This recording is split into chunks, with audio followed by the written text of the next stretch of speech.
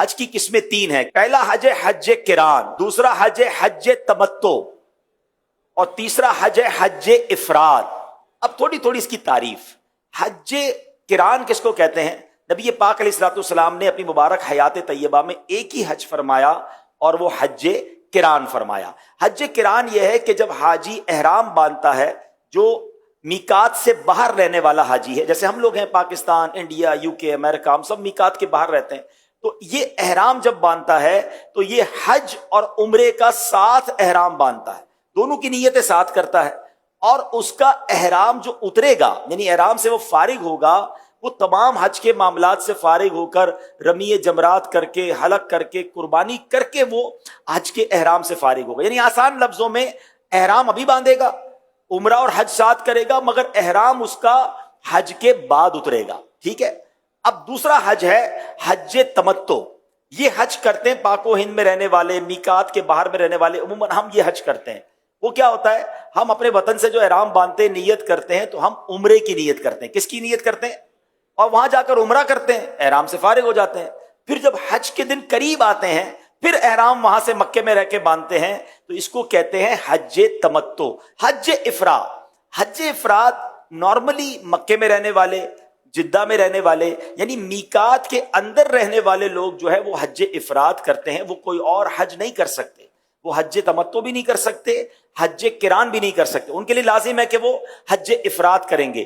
لیکن ہم جو لوگ ہیں میقات کے باہر رہنے والے، ہم حج افراد بھی کر سکتے ہیں. مگر حج افراد پتہ کیا ہوتا ہے؟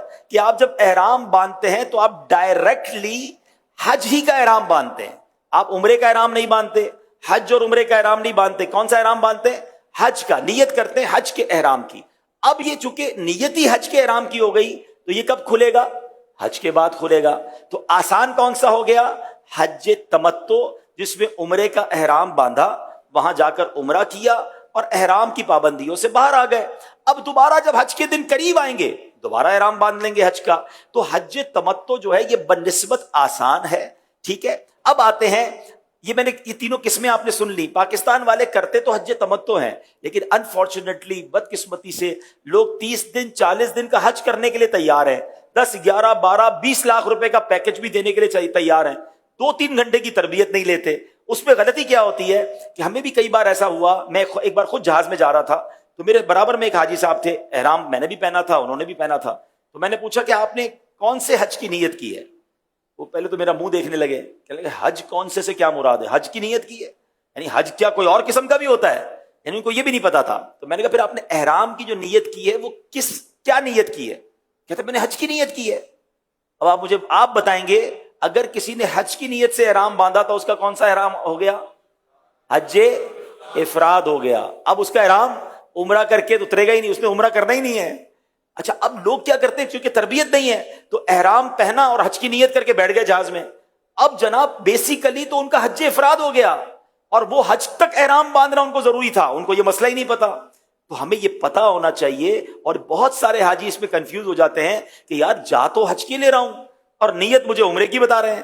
تو جناب حج تمتع والا پاکستان سے، انڈیا سے، میقات کے باہر کسی بھی ملک سے جب بھی جائے گا تو وہ عمرے ہی کی نیت سے جائے گا.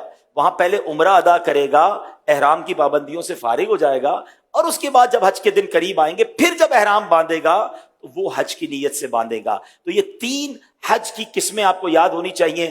حج کران کرنے والا قارن کہلاتا ہے، حج تمتع کرنے والا حاجی متمتع کہلاتا ہے، اور حج افراد کرنے والا جو حاجی ہے وہ مفرد کہلاتا ہے. تو اصطلاحات بھی امیر اہل سنت نے بڑے پیارے انداز میں یہ پورے حج کے سفر میں جو اصطلاحات، ٹرمینالوجیز ہماری یوز ہوتی ہیں اس کو بھی بیان کر دیا ہے. اور میں ایک اور خوبصورت بات بتاؤں کہ یہ رفیق الحرمین انگلش زبان میں بھی موجود ہے، اور نہ صرف انگلش میں بلکہ دعوت اسلامی .net ویب سائٹ پر یہ کئی زبانوں میں موجود ہے. تو یہ ڈاؤن لوڈ کر لیں، اس کو پڑھتے رہیں، آپ کا سفر بہت آسان ہو جائے گا.